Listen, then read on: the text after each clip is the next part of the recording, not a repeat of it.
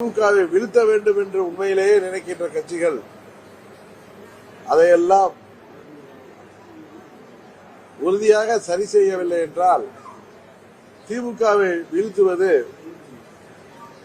மிகவும் கடினமாக இருக்கும் என்பது நான் யதார்த்தமாக சொல்கிறேன். அதுக்காக திமுகவோட கூட்டணி போறேன் அப்படி இப்படின்னு சொல்லல.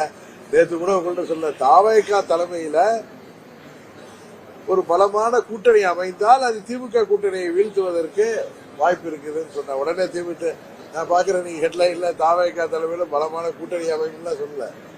தாவேகா தலைமையிலும் கூட்டணி அமைய வாய்ப்பு இருக்கிறது. 4 முறை போட்டி இருக்கும் என்று சொன்னேன். அத நண்பர் சீமான் தனித்து போட்டிடுவார்.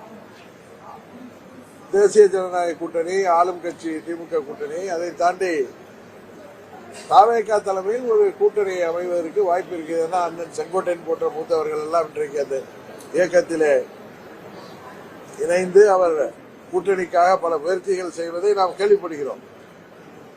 தாவேகா தலைமையில் ஒருவேளை கூட்டணி அமைந்தால் அது என்டிஏ கூட்டணியை 3வது இடத்திற்கு தள்ளக்கூடிய வாய்ப்பு இருக்கிறது. இது ஏதோ பழனிசாமி அவர்கள் மீது எனக்கு தனிப்பட்ட வருத்தத்தினால சொல்லல, யதார்த்தத்தை சொல்றேன். இப்ப நான் பேசுனது எல்லாமே யதார்த்தத்தை பேசுகிறேன்.